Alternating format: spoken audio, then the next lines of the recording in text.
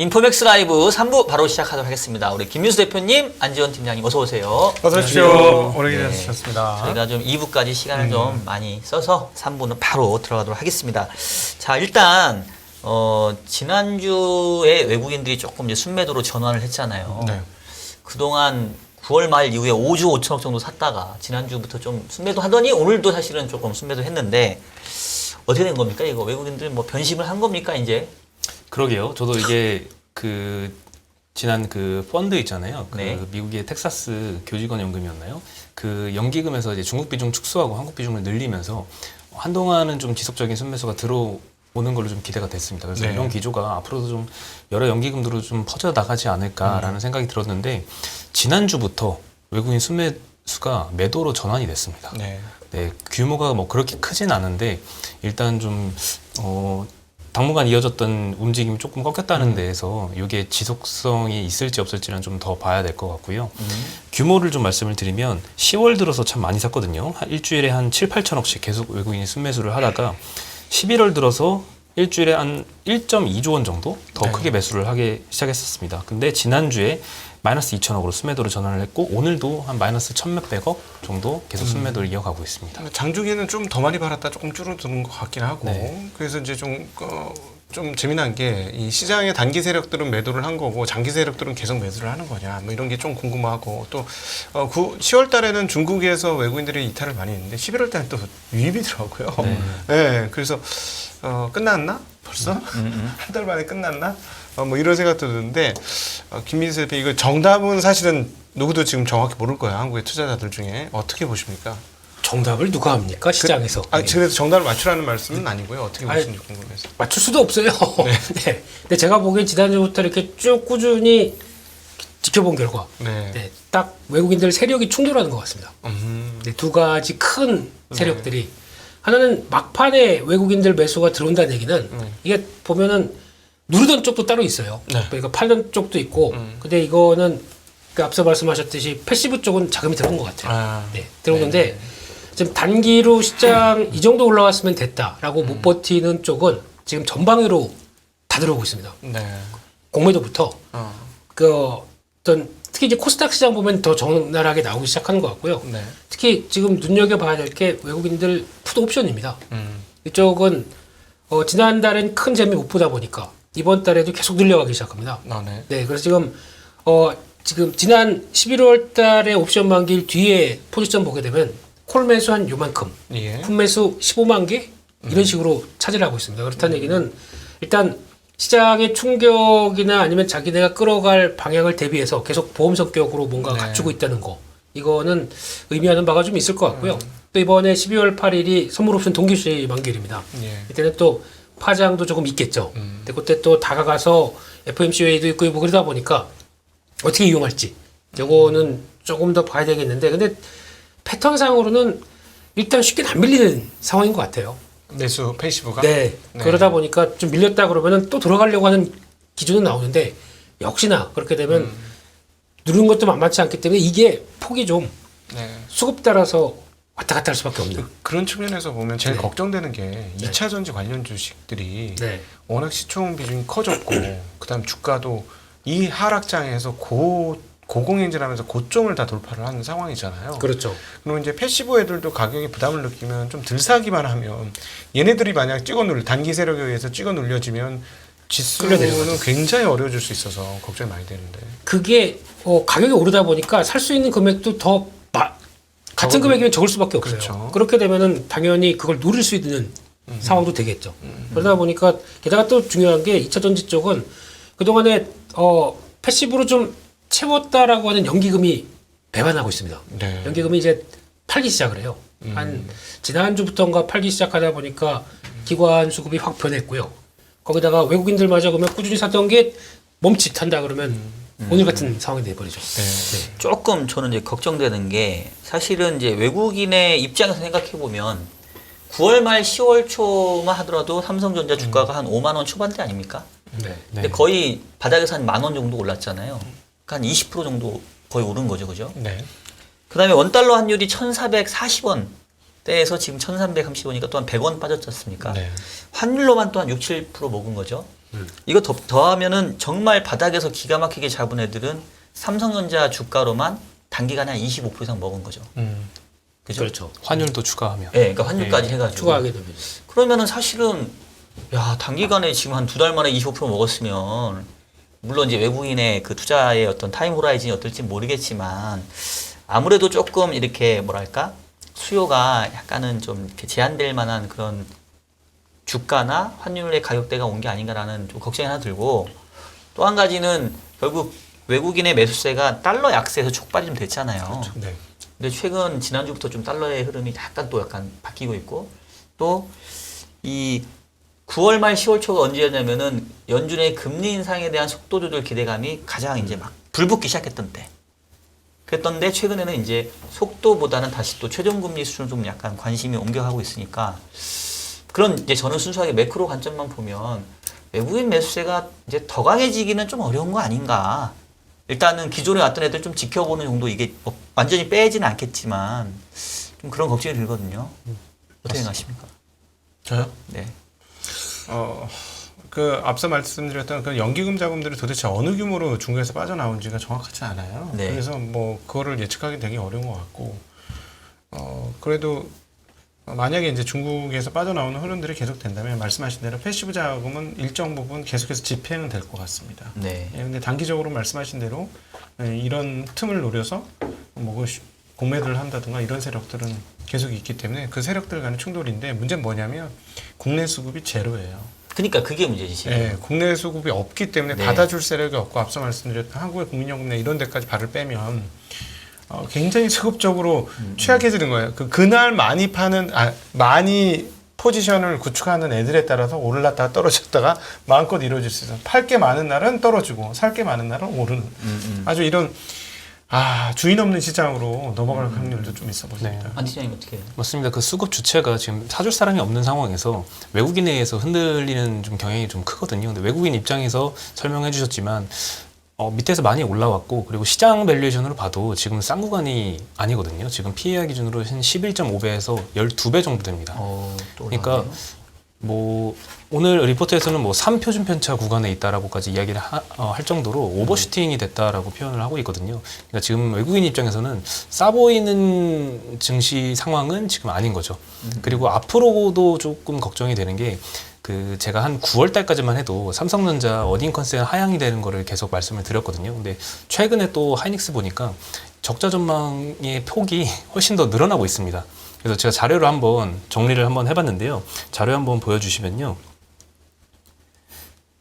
하이닉스의 2023년도 영업이익 전망치인데 일단 제일 높게 보는 데가 현대차증권 6.3조 원 아직 보고 있습니다. 네. 자료가 혹시 없으시면 제가 말로 올라오는 것 설명을 같은데. 해드리겠습니다. 준비된 대로 좀 보여주시고요. 예. 네, 한 달 전인가 한 달 반 전만 해도 영업 적자를 전망하는 데가 처음으로 한 군데 나왔었고요. 그리고 한 2군데 정도 이렇게 있었는데 지금은 위에서부터 한 9개 정도가 다 영업 적자를 전망을 하고 있고요. 제일 심하게 보는 데가 마이너스 3조 원 가까이 보고 있습니다.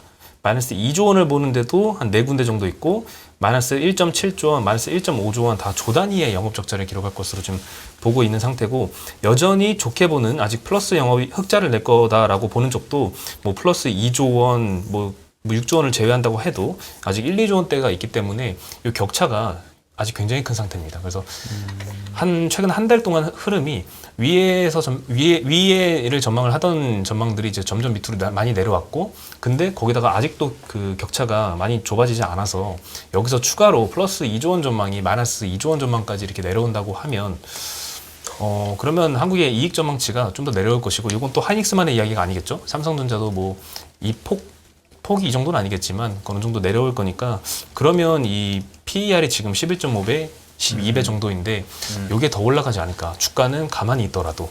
그리고 최근에 증시가 삼성전자, 하이닉스 밑에서 20% 정도 올랐다고 말씀해 주셨는데 그 구간 동안에 한국 기업들의 EPS 전망치는 엄청나게 빠르게 내려왔습니다.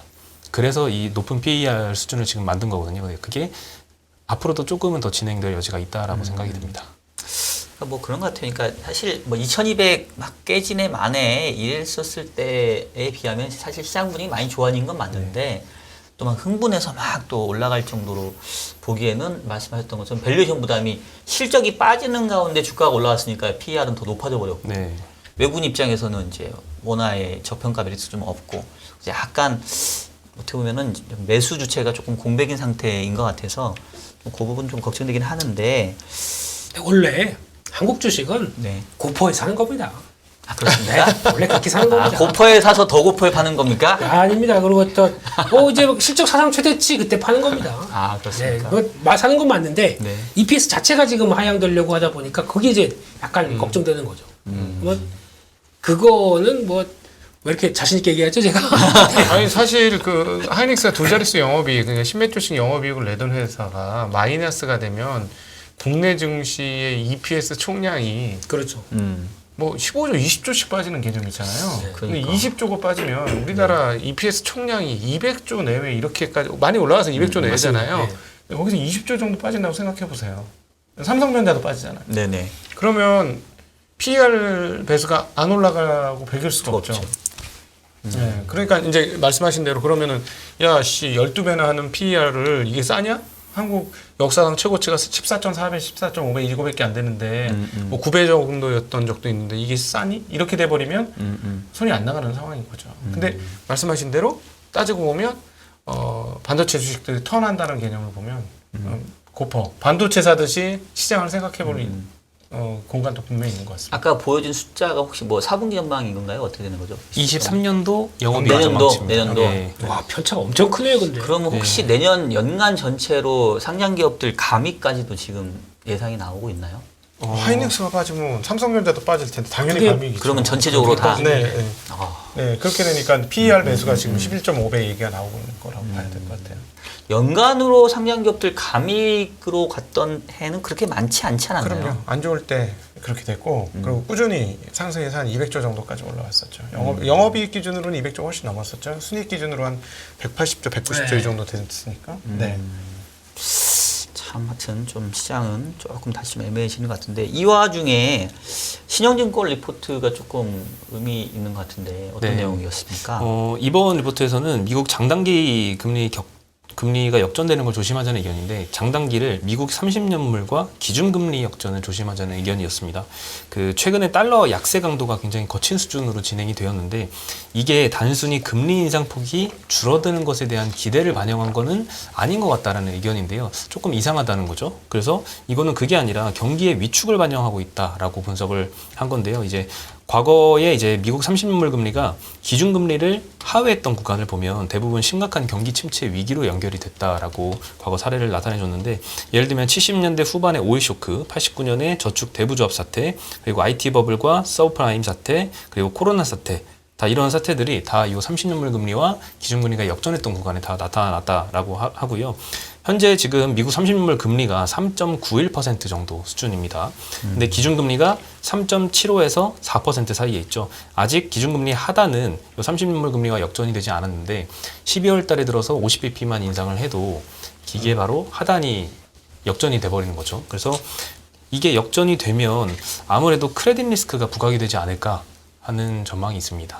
그래서 마지막에 뭐 여기서 바닥을 찍고 지금부터 올라가면 좋겠지만 만약에 바닥이 한 번 더 남았다면 그 최종 마지막에는 굉장히 크래시 형태로 심한 네. 충격으로 다가올 가능성을 좀 조심하자라는 의견이었습니다.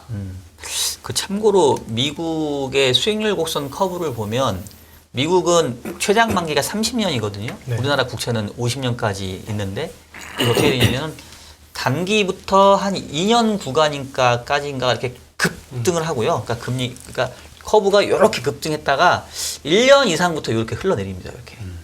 그래서 지금 말씀하셨던 것처럼 뭐 거의 10년 이상의 금리가 현재 기준금리 3.75에서 4% 수준에 지금 내려와 있는 거고 이러다 보니까 2년, 10년 금리 역전 폭이 뭐 한 70bp 같고 네. 70배 넘었어요. 3개월, 10년 금리도 역전 폭이 한 60bp 같고 네.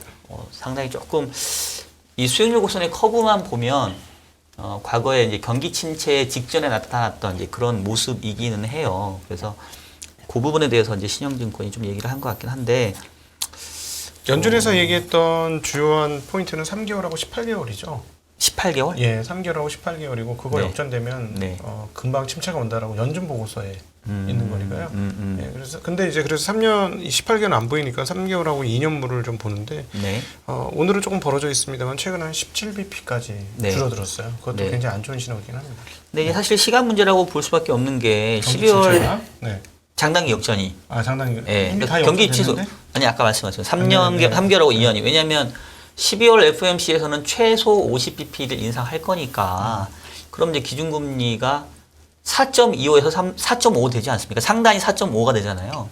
그렇죠. 그럼 거의 3개월 금리는 이 기준금리에 그냥 거의 즉각적으로 붙어 있어요. 연동한다고 봐야 그렇죠. 되거든요.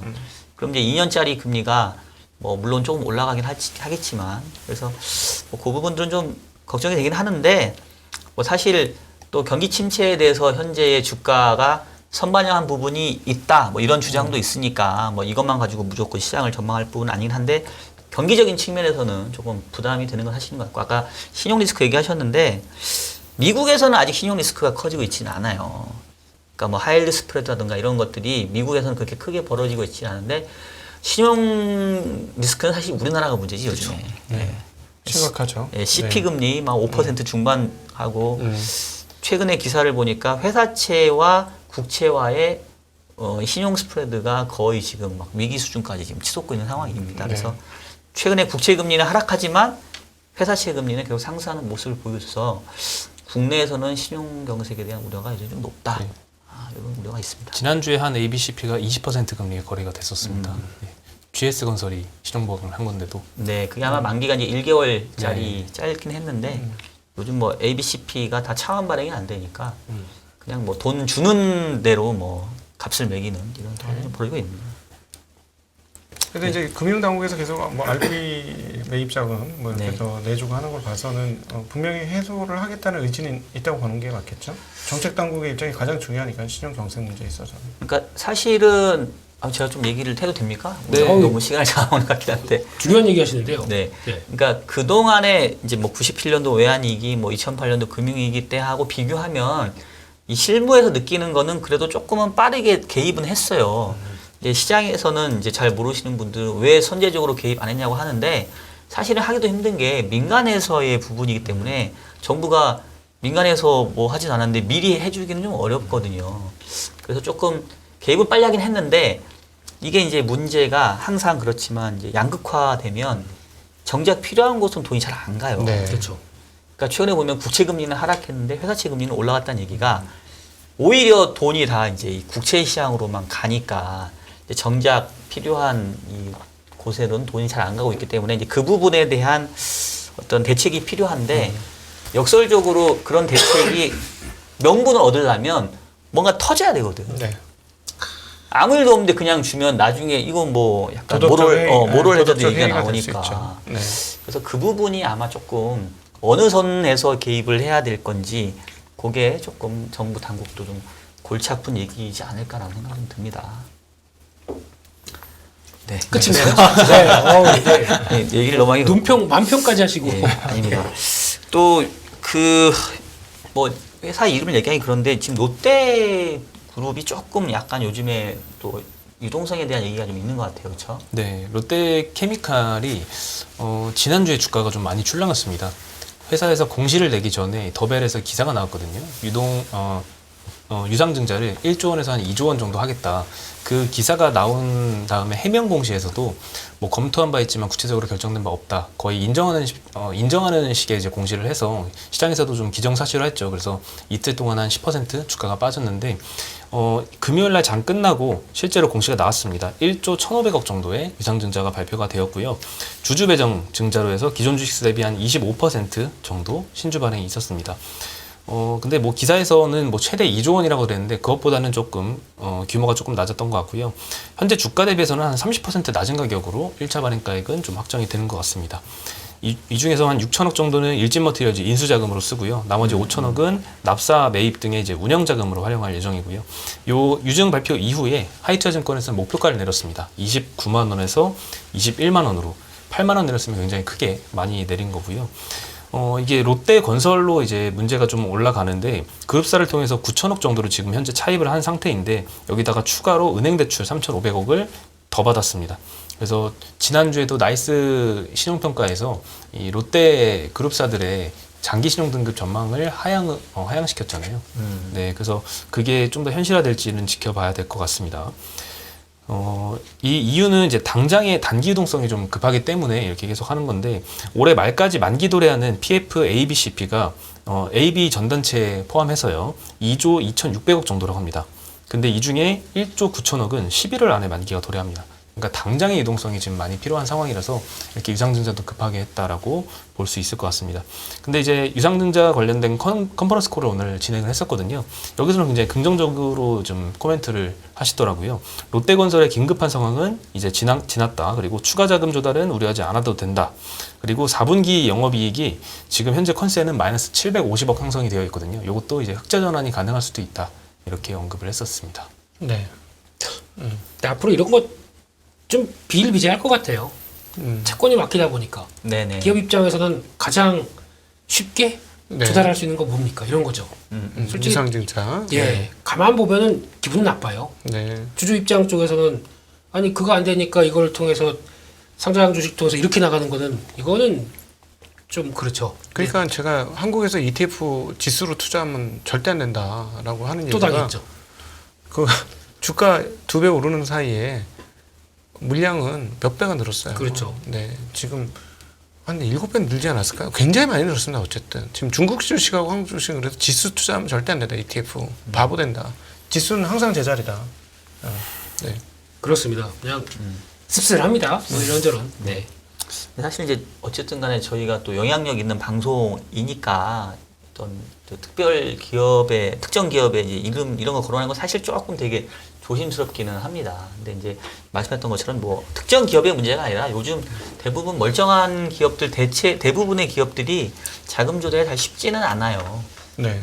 그리고 이제 높은 금리에 좀 다 발행이 이루어지고 있고. 근데 일단 연말까지는 시장 분위기는 좀 이렇게 아무래도 좀 계속 냉각 상태일 것 같은데. 네, 그 자금 시장. 네, 자금 시장이. 시장. 네.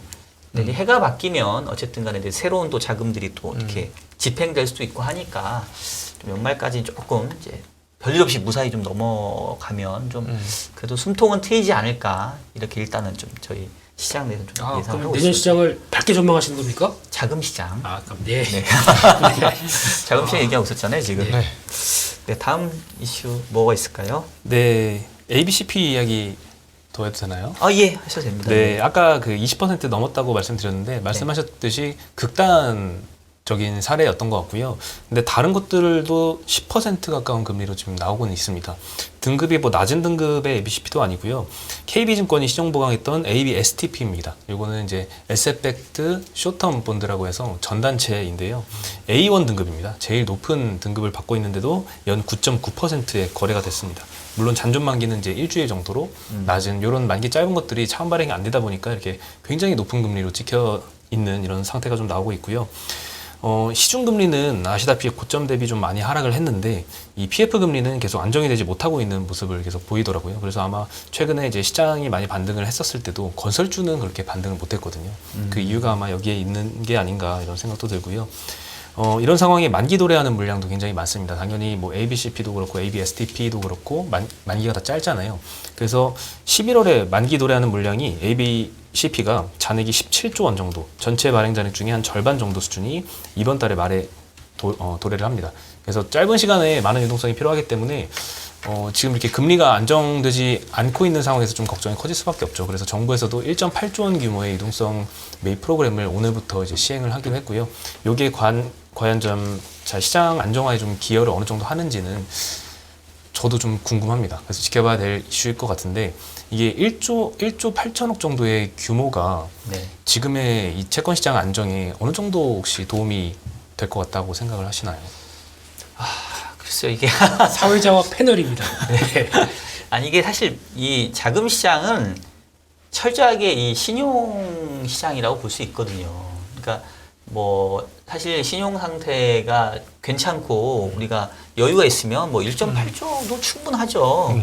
근데 이제 한번 이게 서로 믿고 믿지를 못하게 되면 뭐 1.8조가 아니라 18조를 부어도 이게 쉽지 않은 시장이라 뭐 딱히 그게 얼마만큼의 도움이 되겠냐 이렇게 좀 얘기하기는 어려운 것 같고, 근데 다만 조금 이제 긍정적인 거는 최근에 어쨌든 간에 국채 금리가 좀 하락을 했고 그리고 이제 한국은행이 그 적격담보증권으로 공사채하고 최근에 좀 계속 문제가 됐던 한전채 이런 것들을 포함을 시켜줬단 말이에요. 네. 그래서 예전에는 이런 공사채라든가 한전채들이 뭐 6%대에서 발행을 하면서 시중의 자금을 다 휩쓸어 가버렸는데 지금은 이제 그런 상황도 조금은 이제 진정은 됐거든요. 네. 그리고 이제 공사채들은 공기업들은 이제 회사채 발행보다는 이제 은행을 이용하라 해가지고 그 부분이 좀 분산되면서 한 단계 한 단계씩 조금 이제 유동성이 아래쪽으로는 흘러는 가고 있어요. 근데 아직은 이제 양극화가 지금 계속 되고 있기 때문에 좀 연말까지는 좀 더 노력이 좀 필요한 것 같고 어쨌든 간에 미국에서의 정책도 좀 중요한 것 같아요. 최근에 미국의 금리 인상 속도 조절 때문에 글로벌 금리 하락하면서 국내 금리도 빠지면서 조금 분위기가 개선된 게 있거든요. 그래서 만약에 지금 우리 기대하는 것처럼 뭐 12월에 진짜 빅스텝으로 좀 줄고 약간 좀 도비시하고 물가 좀 낮아지면 그런 것들이 도움이 돼서 국내 시장도 좀 넘어갈 수 있을 텐데 만약에 여기다 대고 갑자기 미국이 다시 자이언트 스텝을 한다라고 하면 이거는 이제 상황이 더 악화될 수 있기 때문에 그것도 조금 해외 쪽도 같이 좀 봐야 될 변수가 될 것 같습니다. 이번 주 목요일 날에는 이제 한국은행 금리가 결정이 되죠. 네. 아, 설왕설래하는데 어떻게 얘기가 나오고 있습니까? 뭐 25p 전망도 있고요, 50bp 전망도 있는데 애널리스트 리포트들도 의견이 좀 갈리고 있는 것 같아요. 네. 각자 하나씩 좀 소개를 해드리면요. 일단 오늘 SK증권에서는 12월에 다시 한미 기준금리 격차가 125bp로 벌어지는 것이 좀 부담스럽지만 이번 금통위는 25bp 인상을 할 것이다라고 전망을 하고 있습니다. 환율이 좀 안정이 되면서 25bp만 인상할 수 있게 되었지만 막상 25bp 인상한다면 최근의 원화 강세를 되돌릴 가능성을 좀 염두한 전망이 아닐까 싶고요. 그리고 반대로 한화증권 같은 경우에는 50bp 인상 의견을 이제 계속 유지를 하고 있습니다. 물론 2명의 소수 의견이 나올 거다라고 이야기는 하고 있는데 언급하기로는 이제 만약 25bp를 인상을 하더라도 매파적 시그널을 강하게 표출할 것이다라고 전망을 하고 있고요. 그리고 이번 인상 을 뭐 25bp 하는지 50bp 하는지 상관없이 최종 금리로는 3.75까지 올라갈 것이다라고 전망을 하고 있습니다. 가계부채가 굉장히 높아서 금리를 좀 많이 올리기는 걱정스럽지만 그렇다고 해서 연체율이 지금 많이 올라온 상황도 아니고 그리고 채권시장 위축은 한국은행이 필수적으로 신경 써야 할 부분은 아니다라는 의견을 제시를 하면서 이렇게 좀 높은 금리의 인상을 좀 전망을 하고 있더라고요. 참 이게 난제예요. 그렇죠? 그리고 아마 이번에 금통이 많이 싸울 것 같지 않습니까? 그래 보입니다. 네. 뭐 제가 좀 어. 동결도 얘기하는데 뭐 동결도 나오고 있습니다 지금은요. 네. 네. 너무 심각해서 안 되겠다. 네. 동결하자 뭐 이런 얘기도 있는데 뭐 죽어남아인 것 같아요 지금. 지금 반반돼서 이창용 총재가 캐스팅 보트를 쥐고 그렇죠. 금리 결정을 하지 않을까 이런 전망도 있고요. 네. 그러니까 확실한 거는 이제 미국은 이 연준의 목표가 이제 완전 고용하고 물가 안정인데 얘네는 실업률이 3.7밖에 안 되고 물가는 막 7%되니까 금리를 올려야 될 이유가 충분해요. 그렇죠. 근데 한국은 이제 성장과 물가로 보면은 사실은 금리를 올릴 요인도 있지만 분명히 금리를 안 올려야 될 이유도 많이 있거든요. 그래서 저도 개인적으로 25p 인상 전망을 하고 있는데 말씀하셨던 것처럼 이번 인상 폭이 중요한 게 아니라 네. 최종 금리 수준이 중요한데 미국이 진짜 5% 최소 간다고 하면 한국도 아무리 해도 역전폭이 150bp 이상은 벌리기 쉽지 않을 거거든요. 그럼 최소로 3.5 이상은 가야 되니까 요번에 금리 올려도 3.25니까 내년도 초에도 계속 금리는 추가적으로 인상될 압력이 좀 있지 않을까라는 생각이 듭니다. 네. 오늘 제가 좀 말이 많았네요. 저렇게 하다 보니까 벌써 시간이 됐는데 감사합니다. 예, 죄송합니다. 아무튼 좀 말을 줄이도록 하겠습니다. 인포맥스 라이브 오늘 순서는 여기서 마무리하도록 하겠고요. 저희 네 사람은 또 다음 주 월요일 날 여러분들 다시 찾아뵙도록 하겠고요. 인포맥스 라이브는 매일 7시에 여러분들 찾아갑니다. 그러면 여러분들 다음 시간에 뵙겠습니다. 안녕히 계세요.